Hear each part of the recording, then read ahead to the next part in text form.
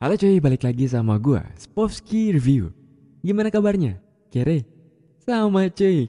Gue juga kere cuy. Kali ini gua menemukan satu film menarik ya, yang menceritakan sisi gelap seorang broker saham atau pialang saham gitu.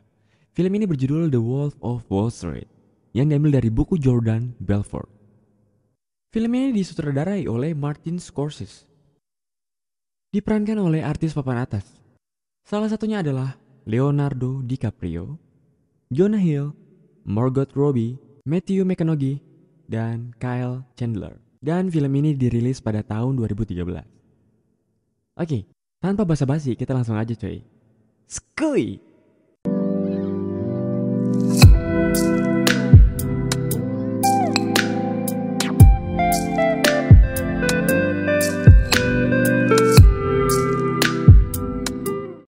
The Wolf of Wall Street adalah film yang menceritakan sisi gelap seorang broker, atau lebih dikenal dengan pialang saham. Dia mempunyai perusahaan yang bernama Stratton Oakmont, dan adalah yang terbaik dalam investasi jangka panjang. Orang ini adalah Jordan Belfort, yang adalah pemeran utama di film ini, yang penghasilannya 49 juta dolar, yang dirupiahkan adalah 686 M. Dan 3 kali dalam seminggu. Bajingan gak sih? Dia mempunyai mansion sekaligus istri yang sangat cantik. Margot Robbie sebelum dia menjadi pacar Joker, dia menjalani hubungan dengan Jordan Belfort. Oke, balik lagi ke Jordan. Sebelum dia menjadi sukses, Jordan di umur 22 tahun, yang baru saja menikah, adalah sosok yang sangat sederhana coy. Dia mendatangi sebuah perusahaan pialang saham, Rothschild, New York, yang akan menerima ambisinya menjadi orang kaya. Jordan bertemu dengan senior yang bernama Mark Hanna, yang alias Matthew McConaughey. Mark mengajarkan bahwa kesuksesan bukanlah dari investor, tetapi dengan budaya seks dan kokain. Itu akan membuat kita tetap fokus dalam tujuan kita. Dia juga mengajarkan pada Jordan soal keuntungan broker dan bagaimana memanipulasi investornya. Tibalah dia menjadi staf pialang saham pada 19 Oktober tahun 1987. Tetapi sialnya dia harus menerima Black Monday. Black Monday adalah titik di mana penurunan pasar saham. Dan Black Monday ini adalah yang paling terbesar dalam sejarah. Padahal itu di hari pertamanya menjadi seorang pialang saham berlisensi. Ini adalah istri pertama Jordan Belfort yang sangat setia menemani kemiskinannya dan adalah seorang yang selalu mendukung Jordan. Jordan melihat perusahaan kecil pialang saham di daerah Long Island yang bernama Investor Center. Dia disambut dengan suara flush toilet yang sangat merdu coy. Jordan bertemu dengan Dwayne. Dia menjelaskan bahwa Investor Center bisa memberinya 50%. Dan itu adalah angka yang sangat besar. Sedangkan di perusahaan sebelumnya, Jordan hanya mendapatkan 1% dari investornya. Dia menawarkan blowjob bila mendapatkan 10.000 dolar. Di telepon pertamanya, dia membuat pegawai Investor Center terpukau dengan cocotnya yang begitu lihai dalam mengambil kepercayaan investor dan langsung mendapatkan 2.000 dolar komisi dari 4.000 dolar. Pendapatannya yang sangat banyak terlihat dari mobil baru yang ia beli, yaitu Jaguar E-Type seharga 1,3 M. Di restoran, dia bertemu dengan Donny Azov. Dia sangat penasaran dengan pekerjaan seorang Jordan Belfort dan menanyakan berapa penghasilan Jordan per bulan. Jordan pun berkata bahwa bulan ini dia mendapatkan 70.000 dolar. Donny pun berhenti dari perusahaan perabotan dan bekerja dengan Jordan. Di sisi lain, Donny adalah seorang pecandu narkoba. Mereka berdua membuat perusahaannya sendiri dengan menyewa gudang bekas dari preparasi mobil. Jordan pun merekrut teman lamanya dia. Yang pertama bernama Sea Otter, Chester, Robbie, dan yang terakhir adalah Brad. Mereka yang direkrut hanya mempunyai pengalaman kerja dalam menjual ganja. Dan sebagian dari mereka tidak lulus sekolah. Jordan bertemu dengan istrinya dan sekaligus memberikan hadiah. Dia membangun perusahaannya dengan nama baru, terlihat lebih meyakinkan dan lebih terpercaya. Dan mengajarkan cara mendapat investor pada karyawan yang dia rekrut. Perusahaannya berkembang dengan sangat pesat bro. Mereka menghasilkan jutaan dolar dalam sehari. Jordan pun tinggal di gedung mewah. Dan dia sangat terkenal di masanya. Karyawannya mengikuti budaya Jordan dengan seks bebas dan narkoba. Ini adalah ayah Jordan. Ayahnya mengambil posisi keuangan Jordan. Di perusahaan ada 3 jenis pecun yang dapat dipakai dari harga termahal sampai yang termurah. Di acara, Jordan bertemu dengan Naomi. Hi, Naomi. Nice to meet you. Yang bisa kalian tahu adalah Harley Quinn of Harlem. Dia pun langsung terpana melihat Naomi saat itu dan menjalin hubungan diam-diam dari istrinya Teresa. Itulah lelaki ya, nggak bakal lari dari tahta harta dan wanita. Dia berhasil mendapatkan badan Naomi yang sekaligus model terkenal dengan sekali kencan. Ya iyalah, dijemput pakai Ferrari dan makan di restoran mahal gitu kan. Siapa juga nggak mau, bro. Perbandingan antara lelaki dan perempuan adalah laki-laki kalau udah kaya pasti ganteng, dan kalau wanita semakin cantik ya semakin kaya gitu. Hubungan mereka makin dekat. Istrinya pun mengetahui hubungan Jordan dan Naomi. Jadi kalau kalian udah pernah ngerasain ke gap gitu, adrenalinnya tuh kayak, ya lu tahu dah gimana sih kalau ketangkep gitu. Teresa sangat kecewa dengan perubahan Jordan saat itu. Jordan menggugat cerai istrinya dan tinggal bersama Naomi. Selang waktu kemudian, Jordan pun menikah dengan Naomi dan memberikannya yacht dan diberi nama Naomi dan sekaligus real estate yang besarnya 7 hektar. Ngeri dah ini. Tepat pada tahun kelahiran saya, 1993, Jordan Belfort menghasilkan 22 juta kurun waktu 3 jam.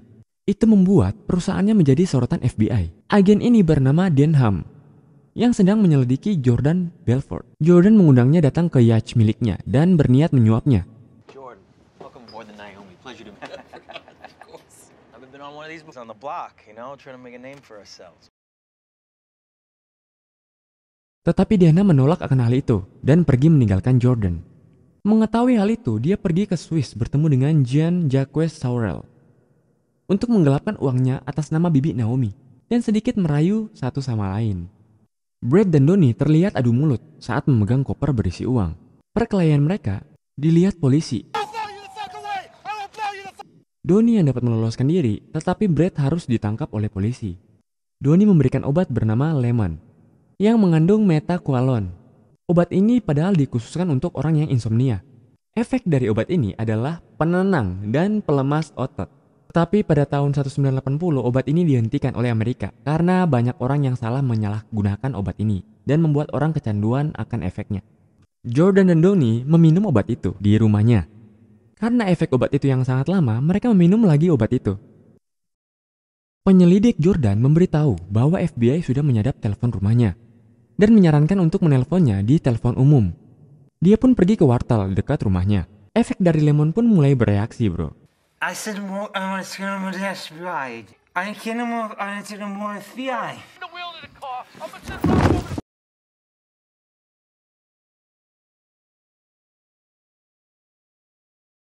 Gue saranin ya, film ini tuh lo mending nonton film fullnya supaya lo dapat semua momen ngacengnya dan momen-momen lucunya. Karena film ini hanya bersifat spoiler, maka dari itu gue saranin nonton film aslinya. Nanti gue taruh linknya di deskripsi. Jadi obat itu akan bereaksi 90 menit setelah obat itu diminum. Dan gobloknya lagi, mereka meminum 2 pil, bro. Mereka pun lumpuh sesaat, bro. Jordan harus berjuang untuk menghentikan Donnie yang menggunakan telepon rumahnya. Dia pun beruntung sampai di rumah dengan selamat, menghentikan Donnie yang sedang menelpon. Jordan sangat marah atas kelakuan Donnie yang membuat Brett masuk penjara. Donnie yang halunya lapar langsung makan. Itu membuatnya keselak hampir mati. Donnie? Donnie? Come on! Get over here! Call 911! Tetapi bisa diselamatkan oleh Jordan. Jordan didatangi polisi karena mengemudi saat mabuk. Brett ditahan di penjara 3 bulan atas ulah Donnie. Ayahnya dan angkutan perusahaan memberikan saran pada Jordan untuk berhenti.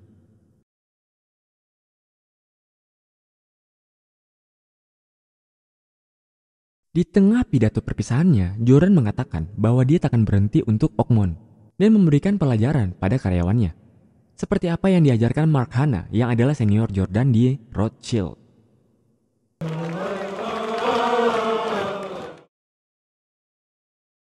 Mereka merayakan kebebasan Brett di yacht pribadi Jordan. Tetapi Brett meninggal jantungan 2 tahun kemudian. Teman-teman Jordan diinvestigasi oleh agen federal, tapi mereka tidak membocorkan satupun rahasia perusahaan. Jordan dan Donnie bersama istrinya yang hendak pergi ke Italia dikagetkan dengan kematian bibi Emma. Jordan yang mengetahui hal itu sangat sedih karena sebagian dari uangnya diatasnamakan bibi Emma. Bankir yang korupsi itu mengatakan pada Jordan bahwa dia mempunyai kesempatan. Dengan catatan, besoknya harus sampai di Swiss. Jordan pun bergegas pergi ke bankir itu untuk menyelesaikan masalahnya. Di perjalanannya, badai yang sangat besar menghampiri mereka dan membuat yacht mereka terombang-ambing. Dan mereka hampir tidak selamat. Get broadside and tip over! Daddy! What?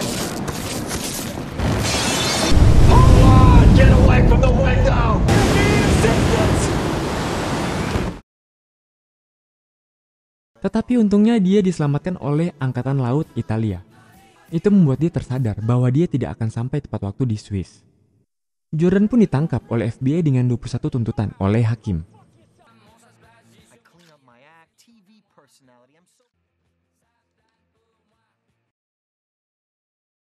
FBI memberikan penawaran pada Jordan untuk bekerja sama, memberikan bukti pada FBI, dan memberitahu siapa saja yang terkait dalam pencucian uang.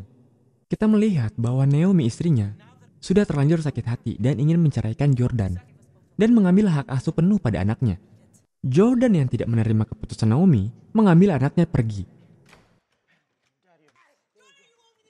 Tetapi Jordan yang dipengaruhi oleh kokain membuatnya tertabrak saat mengeluarkan mobilnya. Besoknya perusahaan Stratton Oakman milik Jordan digeledah oleh FBI. Jordan pun membantu menangkap 24 orang yang terkait dalam kasusnya. Dan dia diberikan keringanan masa hukuman. Jordan pun dipenjara 36 bulan. Setelah dia bebas, dia menjadi motivator. Dan dijuluki The Best Sales Trainer. Itulah akhir dari film yang berjudul The Wolf of Wall Street. Film ini tuh mengajari gua dari cara marketing Jordan. Jadi, jika kamu ingin menjual satu produk, kamu harus memikirkan permintaan dan persediaan.